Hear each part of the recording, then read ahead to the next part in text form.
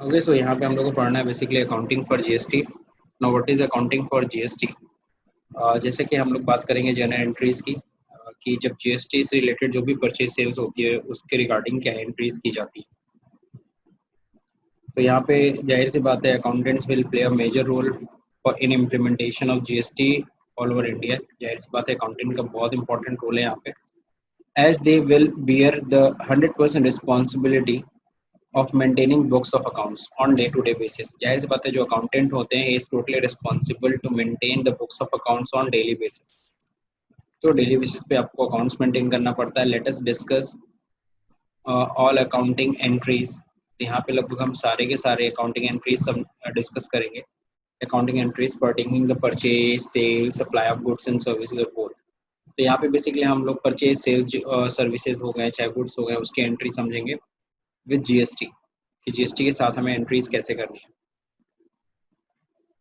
अब देखिए यहाँ पे सिचुएशन नंबर 1 दे रखा है, लेकिन सिचुएशंस पढ़ाने से पहले मैं आपको एक चीज़ बताना चाहूँगा कि जो इनपुट टैक्स होता है, ठीक है, इनपुट टैक्स हम लोग किस तरह से ट्रीट करते हैं।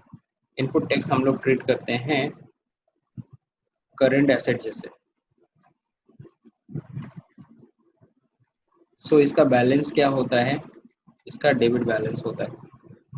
सबको पता है एसेट का बैलेंस कैसा होता है, डेबिट। वहीं अगर हम आउटपुट टैक्स की बात करते हैं तो आउटपुट टैक्स क्या होती है, करंट लायबिलिटी, है ना। तो इसका बैलेंस कैसा होता है, क्रेडिट। ठीक, यानी कि जब भी हम परचेज करेंगे तो इनपुट टैक्स लगता है, और इनपुट टैक्स ध्यान रहे तो क्या होना चाहिए, डेबिट होना चाहिए। जब भी हम सेल करते हैं तो आउटपुट टैक्स लगता है, आउटपुट टैक्स लायबिलिटी, यानी कि आउटपुट टैक्स क्या होना चाहिए, क्रेडिट होना चाहिए। तो ये चीज़ सब लोग को ध्यान में रहे कि what is debit and what is credit, किस चीज़ का डेबिट बैलेंस होता है किस चीज़ का क्रेडिट बैलेंस होता है, ये आपको पता होना चाहिए। ठीक है, और जब कल को हम जब एडजस्टमेंट करते हैं ड्यूरिंग एडजस्टमेंट, ठीक है ना, जब हम एडजस्टमेंट करते हैं तो क्या होगा, ये सारे अकाउंट्स जस्ट अपोजिट हो जाएंगे। अपोजिट का मतलब समझ रहे हो, अपोजिट का मतलब इसको हमें क्लोज करना होता है ड्यूरिंग एडजस्टमेंट, या फिर कह लो क्लोजिंग ऑफ दीज अकाउंट। इन अकाउंट को जब हम क्लोज करते हैं तो जस्ट उल्टा होगा। ये जो इनपुट टैक्स जो अभी हम लोग क्या कर रहे हैं, डेबिट कर रहे हैं, इनपुट टैक्स क्या हो जाएगा, इनपुट टैक्स को खत्म करोगे तो क्या होगा, ये क्रेडिट होगा। और लायबिलिटी को हाँ खत्म तो करोगे डेबिट, तो ये यहाँ पे क्या डेबिट। होगा। तो ये मतलब तुम्हें पता होना चाहिए, इतना तो कॉमन सेंस होना चाहिए। हाँ, इनपुट टैक्स है, इनपुट जीएसटी है तो वो डेबिट बैलेंस होगा, आउटपुट जीएसटी है तो वो क्रेडिट बैलेंस होगा। और जब हम एडजस्टमेंट कर रहे होंगे तो जाहिर सी बात है ये सब, यानी कि इनपुट और आउटपुट को हम ख़त्म कर रहे हैं, उसी को एडजस्टमेंट कहते हैं। और उस केस में क्या होगा, ये दोनों अपने नेचर से जस्ट उल्टा होंगे, तभी तो ये क्लोज होंगे खाते। तो ये बात सबको समझ में आ गई होगी मेरे ख्याल से। तो ये जो हम लोग ने पढ़ा है ये हमारा नोट का पॉइंट था, इम्पोर्टेंट नोट। ठीक है, हाँ, किसी को कुछ बोलना था, कोई कुछ बोल रहा था। अनूप क्या बोल रहे थे? कुछ नहीं सर। अच्छा ठीक है, चलिए ठीक है। अब आगे देखिए, हम लोग देखते हैं यहाँ पे situation number 1। What is the situation number 1? यहाँ पे सिचुएशन नंबर 1 कह रहा है, या फिर सिचुएशन कह लो, केस कह लो, purchase and sale of goods and services within the state. अगर हम गुड्स एंड सर्विसेज परचेज कर रहे हो वो भी कहाँ पे, विद इन द स्टेट, अपने स्टेट में ही हम लोग परचेज कर रहे हैं। तो उस केस में देखो क्या होगा। तो यहाँ पे देखो दे रखा है क्या एग्जाम्पल, सबसे पहले क्यों गड़बड़ हो रहा है, चलो ठीक है, फॉर्मेट का चलिए बाद में देखा जाएगा। डिस्टेंस देख, यहाँ डिस्टेंस डिस्टेंस ई वे बिल का यहाँ थियरी आ गया। बस एक मिनट, ये फॉर्मेट जैसा ही कर दो। क्या है, बड़ा नाटक ड्रामा है ये। सिचुएशन नंबर 1, जो देखिए हम सिचुएशन नंबर 1 जो देख रखे हैं हम लोग, purchase and sale of goods services within the state. अगर हम विद इन द स्टेट अगर हम लोग क्या कर रहे हैं, गुड्स खरीद रहे हैं या बेच रहे हैं, तो यहाँ पे जैसे कि एग्जांपल दिया परचेज अकाउंट डेबिट। सपोज पर हम कितने का परचेज कर रहे हैं, 1 लाख का परचेज कर रहे हैं 18% जीएसटी के साथ, ठीक है। तो परचेज अकाउंट डेबिट होगा कितने से, 1 लाख से। इनपुट सीजीएसटी अकाउंट डेबिट होगा 9000 से। इनपुट एसजीएसटी अकाउंट डेबिट होगा 9000 से। सबको पता है विद इन द स्टेट है तो सीजीएसटी एसजीएसटी लगेगा। और टू क्रेडिटर हो जाएगा या फिर बैंक अकाउंट होगा। अगर हम तुरंत पेमेंट कर रहे हैं तो टू बैंक अकाउंट, अगर हम उधार ले रहे हैं तो टू क्रेडिटर्स अकाउंट। तो ये सबको क्लियर है, पहली वाली एंट्री में कहीं कोई दिक्कत तो है नहीं किसी को। अब कह रहा है क्या, sale of goods within the state. हाँ, अब देखो अपने ही स्टेट में अगर सामान अगर बेच रहे हैं तो जाहिर सी बात है हम डेटर को बेच रहे हैं तो डेटर अकाउंट डेबिट होगा, डेटर कह लो या बैंक अकाउंट डेबिट होगा। कितने से, अब कितने का गुड्स बेच रहे हैं, जैसे 2,50,000 का गुड्स बेच रहे हैं, तो 2,50,000 का अगर गुड्स बेच रहे हैं तो जाहिर सी बात है इस पे क्या लगेगा, output CGST and output SGST. और आउटपुट आप सभी को पता है क्रेडिट बैलेंस होता है, ठीक है, 22,500 डेबिट क्या हो जाएगा, डेटर्स अकाउंट डेबिट पूरे 2,95,000 से। डेटर हमें कितना पैसा देगा, सिर्फ गुड्स का ही पैसा नहीं देगा, उसके साथ साथ जीएसटी का भी पैसा उसे देना है हमें। तो टोटल मिला के 2,95,000 हो गया। है तो बहुत सिंपल एंट्रीज, लेकिन बस वही थोड़ा ध्यान देने के लिए एक बार मैं बता रहा हूँ। Services received with in the state. अगर कोई सर्विस अगर हम रिसीव कर रहे हैं अपने ही स्टेट में तो क्या होगा, जो भी जैसे लीगल सर्विसेज ले रहा है मान लो, तो लीगल सर्विसेज अकाउंट डेबिट। अब जाहिर सी बात है जो भी बिल बनाया होगा उस पर सीजीएसटी एसजीएसटी भी है, तो जाहिर सी बात है सर्विसेज हम ले रहे हैं ना, तो मेरे लिए तो उसके ऊपर जो जीएसटी लगेगा उसको इनपुट टैक्स ही कहेंगे।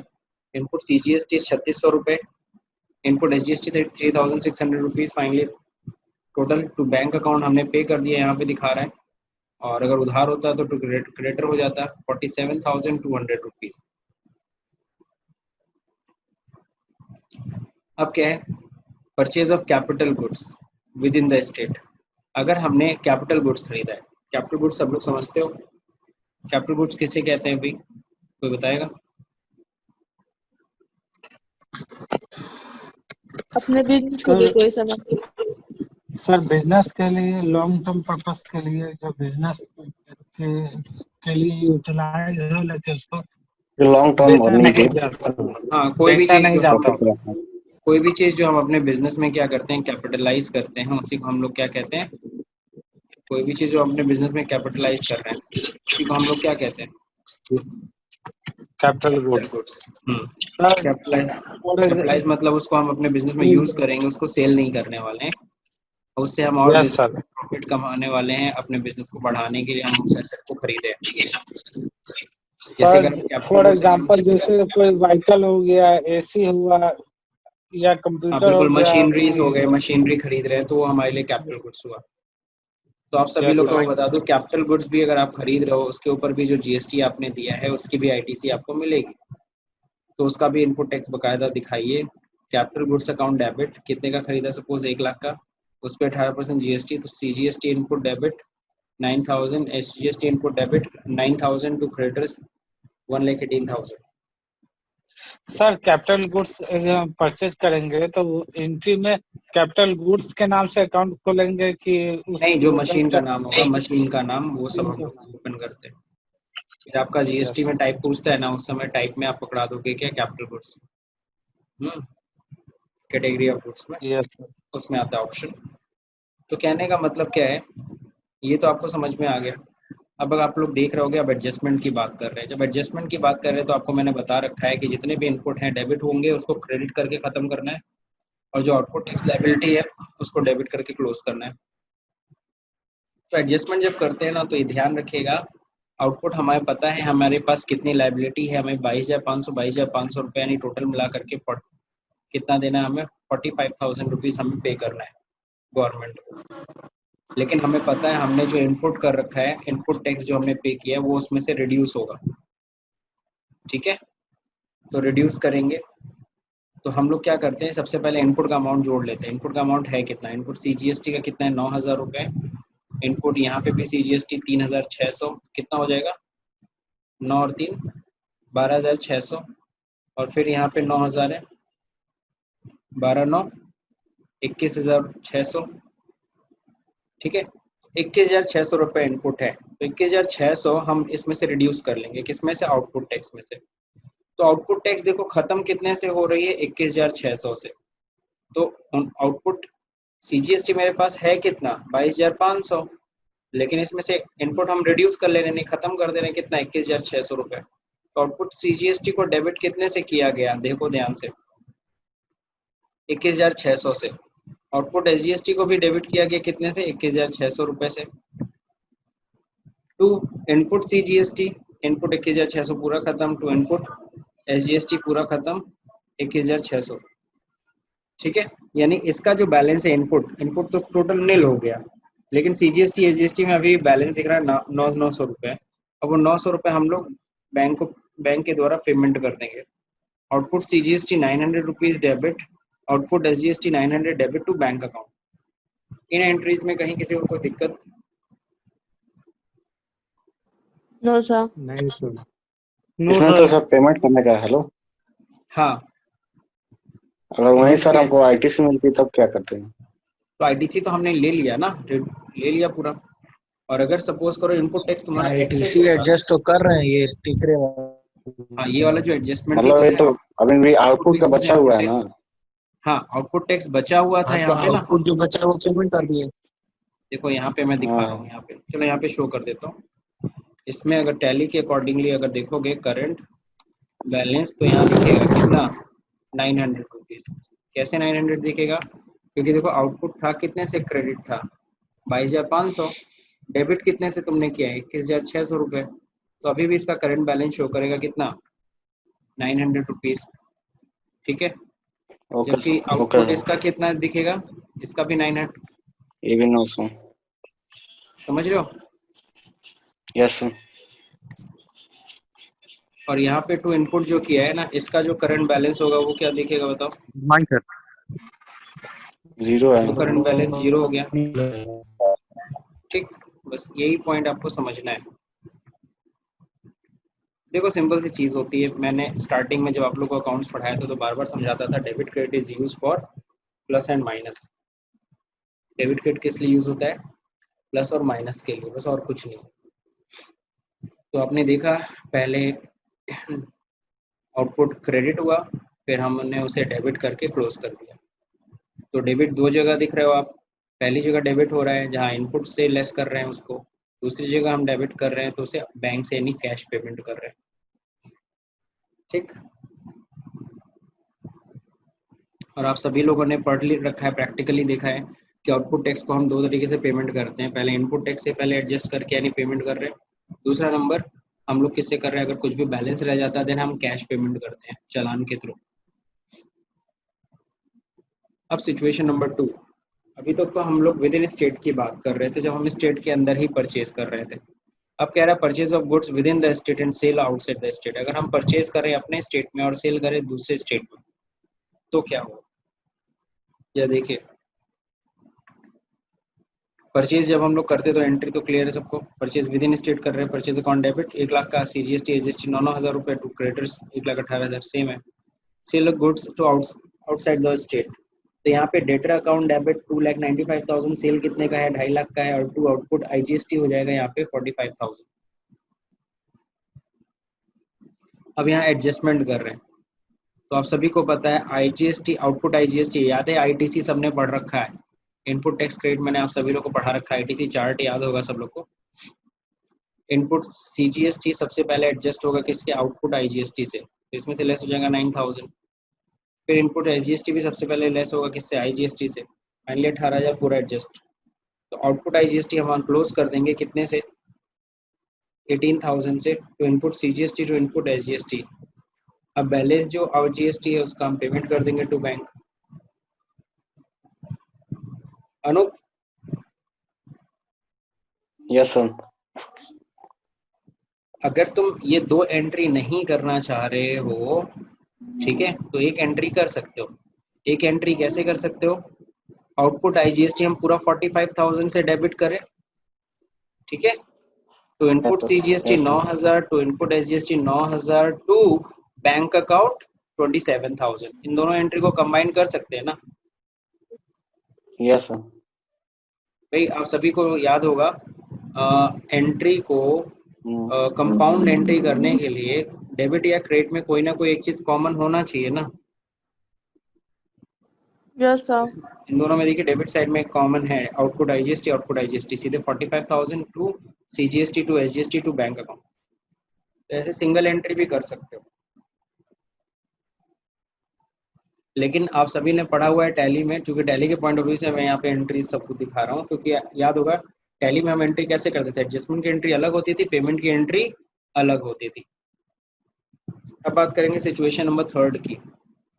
सिचुएशन नंबर थर्ड देखो क्या कहता है, purchase of goods outside the state. अगर हम क्या कर रहे हैं, दूसरे स्टेट से अगर गुड्स हम क्या कर रहे हैं, परचेज कर रहे हैं, and sale within state, और हम सेल कहाँ कर रहे हैं, विद इन स्टेट, अपने स्टेट में हम लोग अगर सामान बेच रहे हैं, परचेज दूसरे स्टेट से खरीद करके अपने स्टेट में बेच रहे हैं। अच्छा, ये सब जब एग्जांपल केसेस पढ़ा रहा हूँ तो याद आ जा रहा होगा आपको आईटीसी में भी हम लोग ऐसे ही केसेस पढ़े थे। Purchase of goods outside the state, purchase account debit, input IGST account debit to creditor हो जाएगा 1,18,000 का purchase. Sale goods within the state, 1.5 lakh का सामान बेचा है, टू आउटपुट सीजीएसटी एसजीएसटी, इन डेबिटर क्या हो जाएगा, डेबिट हो जाएगा। अब सीधे एडजस्टमेंट कर रहे हैं, आउटपुट सीजीएसटी में से लेस होता है इनपुट आईजीएसटी, लेकिन यहाँ पे तो है ही नहीं। इनपुट आईजीएसटी पहले लेस होता है आउटपुट आईजीएसटी से, उसके बाद अगर बैलेंस रह गया तो इनपुट आईजीएसटी किससे लेस होगा, आउटपुट सीजीएसटी से लेस होगा। तो इस 18,000 में से क्या हो जाएगा, 18,000 इनपुट है, इसमें से 13,500 तो ये तो खत्म हो जाएगा सीजीएसटी, फिर एसजीएसटी से एडजस्ट करेंगे। तो 18 में कितना रह गया, 13,500 निकल गया, तो कितना बचेगा 4,500। तो 4,500 एसजीएसटी एडजस्ट हो जाएगा, कितना रह जाएगा 9,000 रुपये। फाइनली 9,000 रुपये देखो गवर्नमेंट को पे किया जा रहा है। आउटपुट सीजीएसटी पूरा 13,500 से खत्म, आउटपुट एसजीएसटी कितने से खत्म, 4,500 से खत्म, इनपुट आईजीएसटी भी क्लोज हो गया 18,000, और पेमेंट सिर्फ कितना करना है, एसजीएसटी का पेमेंट करना है 9,000 से टू बैंक। इंटरव्यूज में जनरल एंट्री पूछते हैं, आप सभी को पता है, इसलिए जनरल एंट्री इस पे ध्यान रखिएगा। परचेज करते समय और सेल करते समय सीजीएसटी एसजीएसटी सही जगह पे डेबिट क्रेडिट करिएगा। नेक्स्ट सिचुएशन है purchase and sale of goods outside the state. अगर हमने परचेज और सेल दोनों ही आउटसाइड द स्टेट पर खरीदा बेचा, तो परचेज किया 1 लाख का सामान, आईजीएसटी लग जाएगा, सेल किया 1.5 लाख का सामान, उस पर भी आईजीएसटी लग जाएगा। अब आउटपुट आईजीएसटी में से इनपुट आईजीएसटी लेस हो जाएगा, एडजस्ट कर लो। 27,000 हमें देना है, लेकिन 18,000 तो यहीं से बच जाएगा मेरा, 9,000 रुपये हमें गवर्नमेंट को देना पड़ेगा। Output IGST account debit to input IGST 18,000 से खत्म, आईजीएसटी हम फाइनली पे कितने से करेंगे, 9,000 to bank. Last situation fifth है। अब देखिए यहाँ पे दे रखा है परचेज, फिफ्थ के बाद भी सिक्स भी है क्या, नहीं, अदर सिचुएशन के नाम पे। यही लास्ट पॉइंट जरा समझते हैं इसको। Purchase and sale of goods within state outside the state. हम अपने स्टेट में भी खरीद रहे हैं, हम दूसरे स्टेट से भी खरीद रहे हैं, हम बेच भी रहे हैं अपने स्टेट में, दूसरे स्टेट में भी बेच रहे हैं। तो देखिए पहला आउटसाइड द परचेज है, परचेज अकाउंट डेबिट 18,000 का आईजीएसटी लग गया टू क्रेडिटर्स। फिर purchase within the state, हमने 50,000 का माल खरीदा, 4,500 हमने सीजीएसटी एसजीएसटी दिया to creditors account. Sale goods outside the state, हमने आउटसाइड द स्टेट हमने गुड्स सेल किया है, डिटेल्स डेबिट 90,000 का सेल है और जीएसटी लग गया। और फिर अपने स्टेट में बेचा है 65,000 का goods, output CGST output SGST total मिला के 76,700। अब एडजस्टमेंट करेंगे, तो एडजस्टमेंट इन्होंने क्या किया, क्योंकि 3 चीजें आ गई ना, तो तीनों को एकदम अलग अलग एडजस्ट किया है। अब बस इसमें आप लोग को थोड़ा सा मेहनत करना पड़ेगा। क्या मेहनत करना पड़ेगा मैं आपको बता दे रहा हूँ। यहाँ पे जो एडजस्टमेंट जो इनपुट टैक्स का है, पुराने लॉ के अनुसार दिखाया गया। पुराने लॉ में याद है सीजीएसटी पहले सीजीएसटी से एडजस्ट होता था, एसजीएसटी पहले एसजीएसटी से एडजस्ट होता था, आईजीएसटी पहले आईजीएसटी से एडजस्ट होता था। लेकिन अभी आप सभी को पता है नया एडजस्टमेंट का रूल हम लोग पढ़ रहे हैं, तो उसमें चेंज है मामला। तो आप लोग को नए रूल के अनुसार इसका एडजस्टमेंट करना है। तो ये आप लोग मेरे ख्याल से सेल्फ कर सकते हो, आप लोग के पास अवेलेबल भी है इंफॉर्मेशन। कर लोगे कि यस सर। बताना यस पड़ेगा हो मुझे? गया, हो जाएगा ना? हो जाए। देखिए मैं हो यस जाएगा इसलिए सर। अकाउंटिंग एंट्री में नहीं भी पढ़ाता ना तब भी काम चल जाता है, पता है क्यों? बता सकते हैं क्यों? सर क्योंकि हम क्योंकि लोग हम लोग कर पढ़ लेते सर। चुके हैं। जी हाँ, जब मैंने आपको आप आईटीसी पढ़ाया था उस समय भी मैंने जनरल एंट्री पढ़ा दिया था। Yes sir. इसीलिए इसीलिए इसको फिर दोबारा हम लोग पढ़ रहे हैं, एक तरीके से बुक में है इसलिए। अब आप लोग अदर सिचुएशन देख लो, ध्यान रहे मैंने एडजस्टमेंट नहीं बताया है। एडजस्टमेंट और पेमेंट ये आप लोग खुद से करेंगे, क्योंकि यहाँ पे जो एडजस्टमेंट हो रखा है ये पुराने लॉ के पुराने रूल्स थे, पुराने जीएसटी आईटीसी चार्ट के अनुसार। अदर सिचुएशन में दे रखा है परचेज रिटर्न या purchase was made within the state, तो creditor debit to purchase to input to, भाई अगर रिटर्न हो रहा है तो यहाँ पे परचेज अकाउंट क्रिएट किया गया है, आप लोग इसको क्या लिखते हो? Purchase return account. Purchase debit होता है लेकिन परचेज रिटर्न क्या हो जाएगा? क्रेडिट हो जाएगा। और परचेज करते समय इनपुट टैक्स डेबिट हुआ था तो यहाँ पे इनपुट टैक्स माइनस करोगे, खत्म करोगे, रिवर्स, इसको रिवर्स करना कहते हैं, ठीक है। जब हम गुड्स बेचते हैं तो आउटपुट टैक्स लगता है, लेकिन जो परचेज किया हुआ सामान वापस करते हैं तो इनपुट को हम क्रेडिट कर रहे हैं। और इनपुट को क्रेडिट, देखो इनपुट डेबिट होता है तो बढ़ता है, इनपुट क्रेडिट होता है तो घटता है, तो हम रिड्यूस कर रहे हैं। It is called reversal entry. Purchase return एक तरह का रिवर्सल एंट्री है।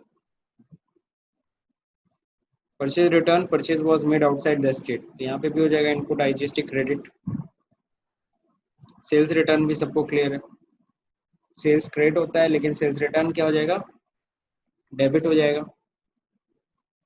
यहाँ पे कौन सा अकाउंट है? सेल्स रिटर्न अकाउंट है। आउटपुट क्रेडिट होता है, यहाँ डेबिट होके क्लोज करो, उसे रिवर्स करो। Sales return outside the state अगर होता है तो सेल्स डेबिट आईजीएसटी डेबिट और टू डेटर्स कंप्लीटेड, ठीक है। तो यहाँ पे हम लोग का जीएसटी का ये पार्ट भी हम लोग का क्लोज हो गया, ठीक।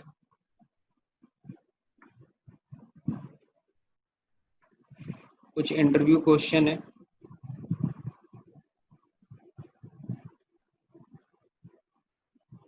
ये सब हम लोगों ने क्वेश्चन लगाया भी था, रिटर्न से रिलेटेड जो क्वेश्चन थे वो हम लोगों ने नेम किया था। या छोड़िए, आप लोग को ये असाइनमेंट करना है, जर्नल एंट्री करनी है। Machine tools India private limited West Bengal supplied a machine to JP India limited of Jharkhand. The details are as follow. Details दे रखा है, प्राइस ऑफ द मशीन कितना है? 9,44,000, ठीक है। ट्रांजिट इंश्योरेंस दे रखा है, ले जाने में कितना लग गया इंश्योरेंस का खर्चा? 12,000 रुपये। पैकिंग चार्जेस कितना लगा? 8,000 रुपये। Designing charges of the machine कितना लग गया? 40,000। फ्रेट कितना लग गया? 20,000। एप्लीकेबल जीएसटी रेट है 18%। अब यहाँ कह रहा है cash discount 2% on the price. Cash discount यानी तुरंत दिया जा रहा है। Off the machine has been allowed and mention in invoice issue. Calculate the value of supply net GST payable by the machinery. तो आपको दो चीज़ें कैलकुलेट करना है। पहली चीज़ तो यहाँ बताना वैल्यू ऑफ सप्लाई कितनी है, वैल्यू ऑफ सप्लाई निकालनी है, और GST payable on the machine, कितना जीएसटी हमें इस मशीन, मतलब मशीन टूल इंडिया को कितना जीएसटी देना पड़ेगा इस ट्रांजैक्शन पर, ठीक है। तो ये क्वेश्चन का स्क्रीनशॉट ले लीजिए, इसको आप लोग खुद करिएगा। वैल्यू ऑफ सप्लाई सबने चैप्टर पढ़ा है। इंटरव्यू क्वेश्चन 9 नंबर चैप्टर से था। What is the due date of applying the GST registration under GST? बताओ, what is the due date for applying for GST registration? Sir वो 7 days होता है sir. वो जिस दिन आपका टर्नओवर कंप्लीट होता है, मतलब 40 लाख का। कितना दिन होता है? 7 डेज होता है कि 30 डेज होता है? 30 डेज होता है सर। 30 डेज डेज होता है। रेगुलर के लिए होता है। जिस दिन हमारा टर्नओवर क्रॉस किया या हम लाइबल हुए उसके 30 डेज के अंदर हमें जीएसटी रजिस्ट्रेशन अप्लाई कर देना होगा, ठीक है। Yes sir. नाउ अगला क्वेश्चन है, you are running a garment sir business. मतलब सर वो बोलिए। मतलब कंपोजिट डीलर और रेगुलर दोनों के लिए। कंपोजिट या रेगुलर डीलर दोनों के लिए ही आपका कितना दिन है? 30 दिन का समय। 7 दिन का जो समय बता रहे हो वो पता है किस चीज के लिए? अगर कंपोजिट डीलर का 1.5 करोड़ क्रॉस किया और वो रेगुलर डीलर में कन्वर्ट हो रहा है तो उसको रेगुलर डीलर में कन्वर्जन कितने दिन के अंदर ले लेना है? 7 दिन के अंदर। 7 दिन के अंदर उसे रेगुलर के लिए अप्लाई कर देना है, कंपोजिशन से रेगुलर में चेंज होने के लिए। यस सर, ठीक है, यस सर। अब चलो सेकंड क्वेश्चन सब लोग देखिए। You are running a garment business registered in Mumbai, you have open a branch in Pune, do you required separate registration for Pune branch? No अब सर। आपको हाँ क्या है? यस सर, सर पुणे में एक और जीएसटी आपको कराना पड़ेगा रजिस्टर। लेना होगा सर। क्या लिखा है ध्यान से पढ़ो ना, गारमेंट शॉप है तो यहाँ पे गारमेंट बिजनेस है, मुंबई है, मुंबई पुणे एक ही राज्य में आती है ना। दोनों एक ही स्टेट में है सर। तो अगर सर लेने की अगर जरूरत अलग नहीं है अलग सर। स्टेट में रिक्वायर्ड तो अलग-अलग नहीं है स्टेट में लेकिन रहता है लेना चाहे तो ले भाई। अगर भाई गारमेंट का सेम बिजनेस है ना, नहीं ले सकता। अगर अलग अलग वर्टिकल का बिजनेस होता तो वो ले सकता था सेम स्टेट में कई रजिस्ट्रेशन। ये पढ़ाया था मैंने आप लोग को। Yes sir. Surabhi yes sir, हम कंफ्यूज हो गए, हम Questions पुणे कितना और है? मुंबई नहीं देखे हैं। अब पुणे मुंबई कहाँ पे? एक ही स्टेट में है। खैर इसमें स्टेट एक वाला ही पॉइंट स्टेट है, में है सर। ठीक, यस सर। कोई नहीं। टर्नओवर ऑफ योर बिजनेस, मान लीजिए आपका बिजनेस का टर्नओवर कितना? 20 लाख है। Do you need to apply registration? क्या रजिस्ट्रेशन अप्लाई करना पड़ेगा? सर अपनी इच्छा अनुसार है सर, अगर चाहे तो अप्लाई नहीं कर नहीं, सकते 20 हैं, लाख नहीं, नहीं अब तो चाहे 40 लाख हो गया ना। तो चलो अब क्वेश्चन में मैं 40 यस सर। लाख कर। लेकिन हाँ अब तो ठीक है, यस सर। लेकिन लेकिन अगर 20 लाख होता तो सर अपनी इच्छा से हम चाहे तो रजिस्ट्रेशन ले भी सकते हैं। हाँ, और 40 लाख क्रॉस करने पे हमें रजिस्ट्रेशन लेना की रिक्वायरमेंट बनती है। 40 लाख यस रुपए सर। है तो जीएसटी रजिस्ट्रेशन लेने की रिक्वायरमेंट नहीं है।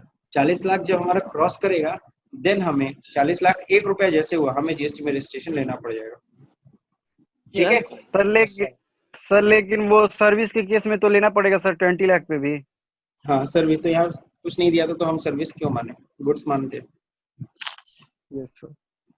नाउ नेक्स्ट देखिए यहाँ पे, you have opted a composition scheme, can you issue tax invoice to the recipient? क्या आप टैक्स इनवॉइस इशू कर सकते हो? No sir. क्या इशू करेंगे फिर? नहीं sir, bill bill of of sir supply. Tax invoice, bill of bill of supply supply. से इशू करेंगे। जी हाँ, जी हाँ, bill of supply, good. When to issue self invoice? Self invoice कब इशू करते हैं? आरसीएम के केस में सर, आरसीएम क्या हुआ या बात, पर बहुत पेटी बढ़िया, केस हो बहुत गया। बढ़िया, good Sushil.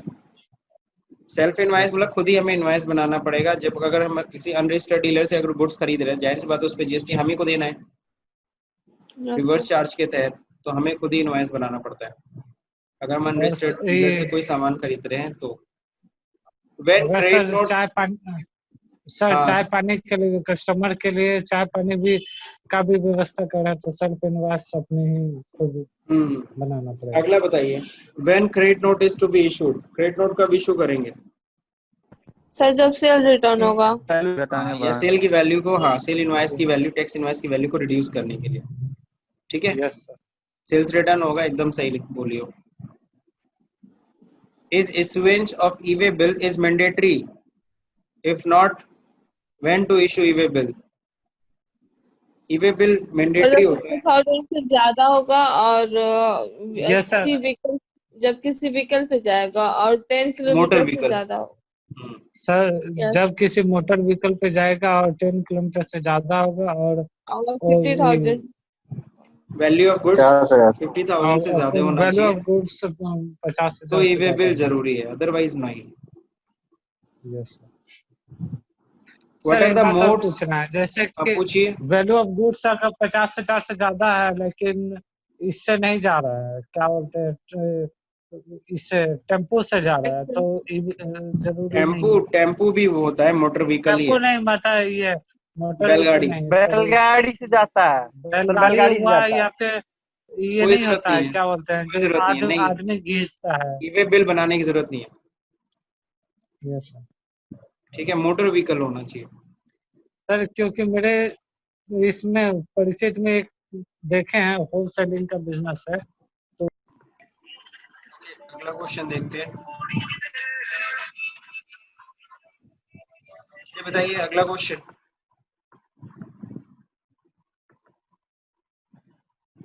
What are the modes using which payment which payment of tax can be made? What are the modes? बताइए।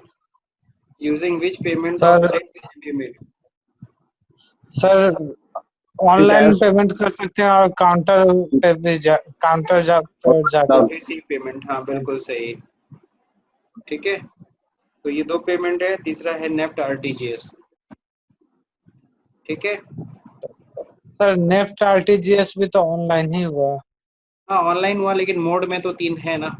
जब आप वहाँ मोड पेमेंट देखते हैं तो वहाँ तीन अलग अलग पॉइंट दे रखे हैं ना। नेफ्ट हो गया, नेफ्ट आरटीजीएस।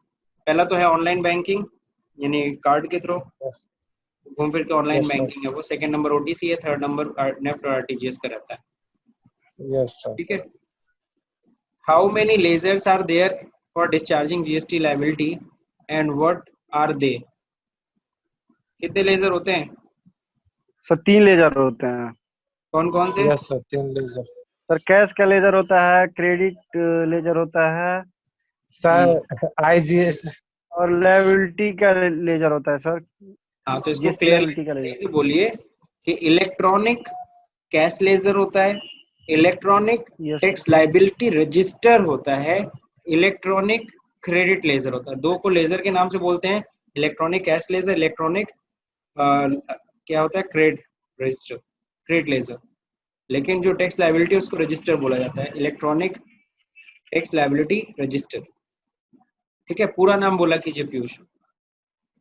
Yes sir. चलिए ठीक है, आगे बढ़ते हैं हम लोग। You have paid the amount of GST payable to government for the payment of 18 September for 12th December 2018. Calculate the amount of interest payable. नहीं समझ में आया।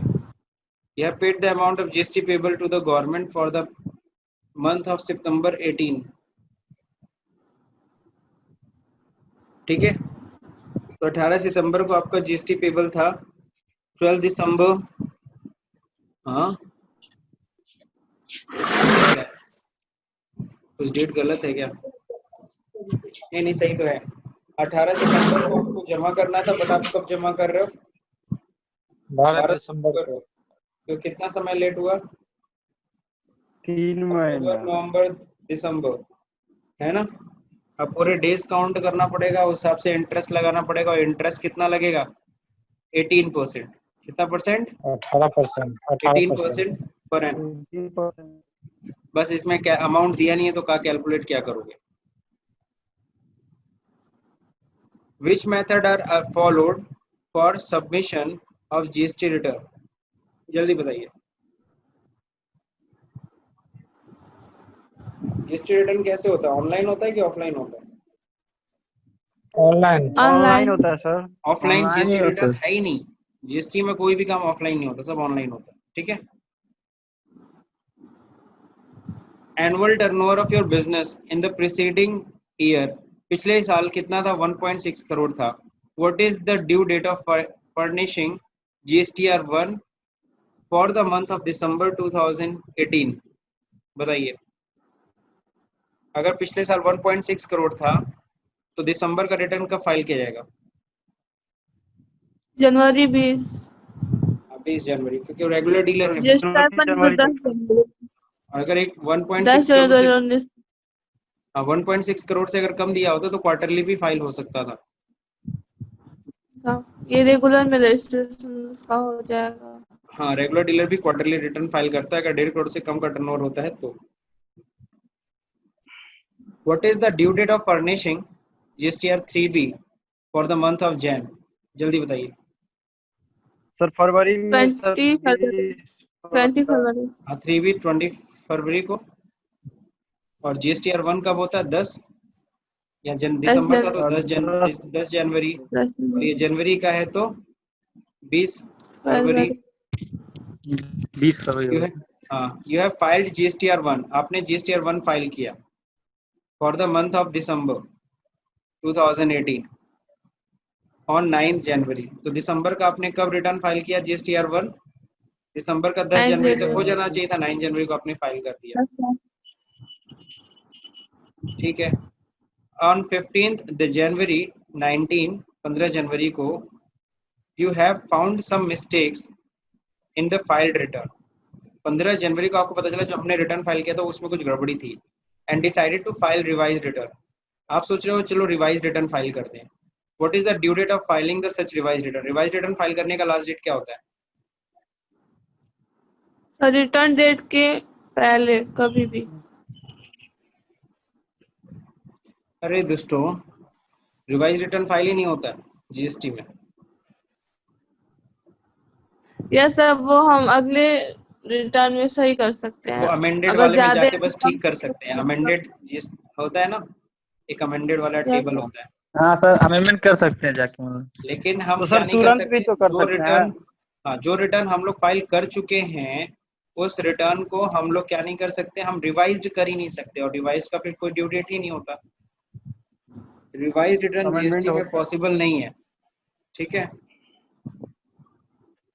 अगला question, okay sir. You have file GSTR1 for the month of दिसंबर, ठीक है। 18 का कब आपने जमा किया? ऑन 31 मार्च 19 में। What is the amount of late fee payable for delay filing the return? GSTR1 अगर डिले फाइल कर रहे हो, रेगुलर डीलर हो, तो पर डे का 50 रुपए बनता है। Yes per day sir. का 50 रुपए। तो अब जरा बताओ, दिसंबर का हो गया, जनवरी, सर GSTR1 पे तो पेनाल्टी नहीं लगती है ना, 3B पे पेनाल्टी लगती है। नहीं, अगर आप सेल का भी रिटर्न नहीं फाइल किया तो उस पर भी पेनाल्टी, क्योंकि दोनों का ड्यू डेट अलग अलग होता है ना। GSTR1 का ड्यू डेट अलग होता है, उस दिन से काउंट करेगा, GSTR3B का अलग है। क्या हो गया, इसमें कोई डाउट है तो बताओ।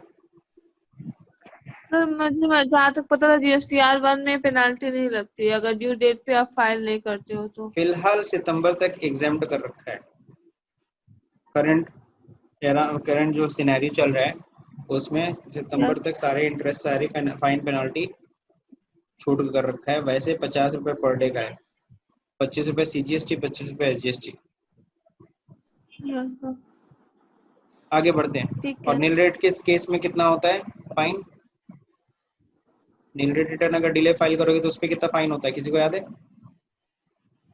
किस पे? नील 10 रेट रुपया रिटर्न सर। अगर तुम डिले फाइल करते हो तो कितना फाइन है? क्या बताए हो? सर 20 रुपया है सर। हाँ, 20 रुपए, बिल्कुल सही। व्हेन ऑडिट इज कंपलसरी, कब ऑडिट कंपलसरी होता है जीएसटी में? जब टर्नओवर कितने से ऊपर जाए। तो जब टर्नओवर मेरा तो 1.5 करोड़ से ऊपर चला जाता है तो सर। अच्छा, ये वाला हम लोगों ने लग रहा है कवर नहीं किया था, तभी आप लोग नहीं बता पा रहे।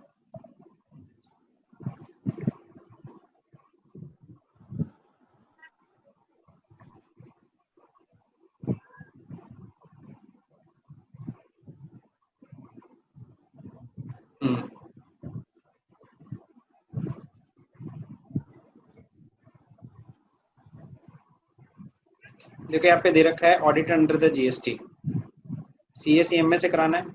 एग्रीगेट टर्नओवर अगर कितने से अधिक होता है, यहाँ सामने देखो, दिख रहा है? Yes, sir. Yes sir, 2 2 crore. 2 crore से अगर अधिक होता है तब आपको ऑडिट कराना पड़ेगा।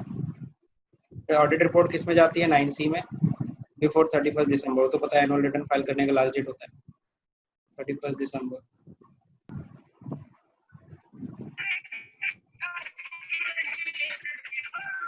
अब चलिए देखते हैं यहाँ पे कौन गाना चला रहा है। चलिए, when audit is compulsory, clear हो गया सब लोग को? जब 2 करोड़ से ऊपर टर्नओवर होता है तब ऑडिट कंपलसरी होता है। In which circumstances refund can be claimed under the GST? तो 4 केसेस बताए थे मैंने। अगर एक्सेस सर एक्सपोर्ट किया, हाँ, दूसरा क्या बोला आपने? सर एक्सपोर्ट की किस में सर? तीसरा बताइए। अगर आपने प्रोविजनल असेसमेंट किया था, प्रोविजनल असेसमेंट में आपको अधिक टैक्स देना पड़ा था, ठीक है, यस सर। और वो यस फाइनलाइज सर है कि स्पेशल जोन में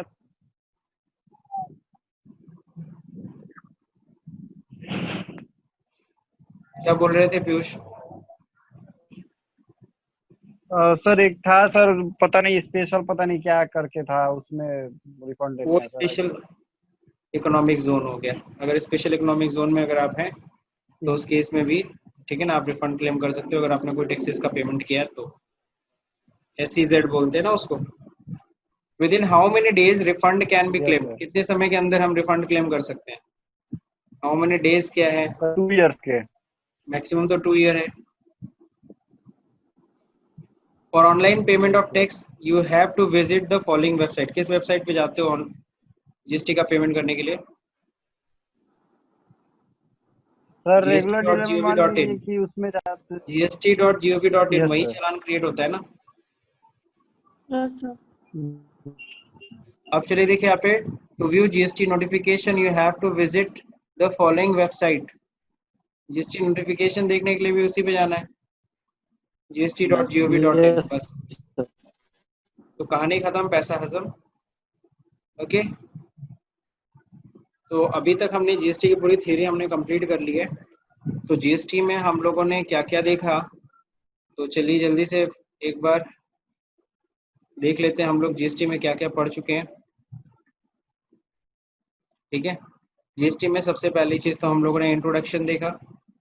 ठीक है, इंट्रोडक्शन देखने के बाद फिर हम लोगों ने क्या देखा, सप्लाई की डेफिनेशन देखा कि what is the meaning of supply. Supply की डेफिनेशन देखने के बाद फिर हम लोग ने देखा वैल्यू ऑफ सप्लाई।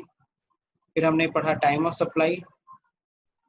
यहाँ पे एक साथ मैं नहीं देखा पा रहा हूँ, हाँ देखिए, फिर levy and collection of GST हम लोगों ने पढ़ लिया था। सप्लाई की डेफिनेशन हम लोग ने पढ़ लिया था जो कि बहुत इंपॉर्टेंट थी। This is called levy and collection of tax, जिसमें हम लोग सप्लाई की डेफिनेशन पढ़े थे, सप्लाई में क्या क्या चीज़ें आती हैं। फिर हम लोग ने इसी में पढ़ा था क्या, कंपोजिट सप्लाई, मिक्स सप्लाई क्या होती है, इन सबको अच्छे से समझा था। फिर हम लोग ने पढ़ा था इसमें RCM, what is RCM, reverse charge mechanism क्या होता है। फिर हम लोगों ने इसके बाद RCM के बाद फिर हमने पढ़ा था क्या, value of supply, place of supply, composition scheme हम लोग पढ़ चुके। तीन तक होता है, value of supply, time of supply और प्लेस ऑफ सप्लाई। तो ये भी हम लोगों ने कवर कर लिया था। फिर ITC चार्ट पढ़ा था, सॉरी देखो time of supply and place of supply दिखा रहा है।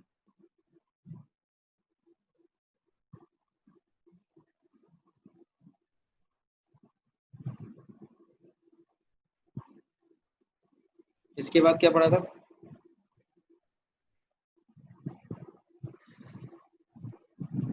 वैल्यू ऑफ सप्लाई क्या होता है, वैल्यू ऑफ सप्लाई चौथा चैप्टर ये भी हम लोग ने कंप्लीट कर लिया। फिर ITC पढ़ लिया था, इनपुट टैक्स क्रेडिट के बारे में। इनपुट क्रेडिट का ये ITC का पूरा चार्ट पूरा हम लोगों ने अच्छे से समझा था और इस पर प्रैक्टिकल क्वेश्चन भी सॉल्व किए थे।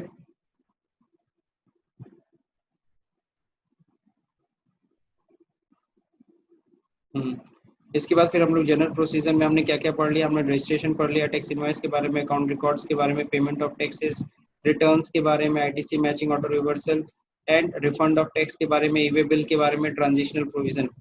ट्रांजिशनल प्रोविजन हमें पढ़ने की कोई जरूरत नहीं है। Transitional provision in the sense अगर कोई रेगुलर से किस में जा रहा है, कंपोजिट में है, कंपोजिट से रेगुलर में जा रहा है तो क्या होता है फॉर्म्स, वो तो ऑलरेडी ट्रांजिशनल प्रोविजन हमने पढ़ रखा है। वैसे ट्रांजिशनल प्रोविजन कहते किसे हैं, जो जब हम लोग 1 जुलाई जब भारत में जब लागू हुआ है 1 जुलाई 2017 को, तो पिछले लॉ से इस लॉ में कौन कौन रजिस्ट्रेशन, मान लो तुम वैट में तुम्हारा था, तुम GST में आए, तो उस समय तुम्हें क्या क्या रूल्स फॉलो करने पड़ेंगे, तब जाके तुम वैट से कन्वर्ट हो गए किस में, GST में, जिसको हम लोग माइग्रेशन कहते हैं। पहले सर्विस टैक्स में रजिस्टर्ड थे, एक्साइज में रजिस्टर्ड थे, तुम अब उसमें आ गए, GST में आ गए, इसको माइग्रेशन कहते हैं, माइग्रेट करना। तो उसके जो रूल्स एंड रेगुलेशन होते हैं उसको हम लोग कहते हैं ट्रांजिशनल प्रोविजन। तो ये पढ़ने की जरूरत फिलहाल आपको नहीं, क्योंकि जितना माइग्रेशन होना था वो हो चुका है, अब कोई माइग्रेशन नहीं होगा। सो चलिए कंप्लीट हो गया हम लोग का अब बस रह गया है तो क्या, हमने जीएसटी थ्योरी पूरी कंप्लीट कर ली है, अब कहीं भी हम लोग जीएसटी का काम देख सकते हैं, एज एन अकाउंटेंट हम काम कर सकते हैं। हाँ, अब बात आती है टैली पे जीएसटी की।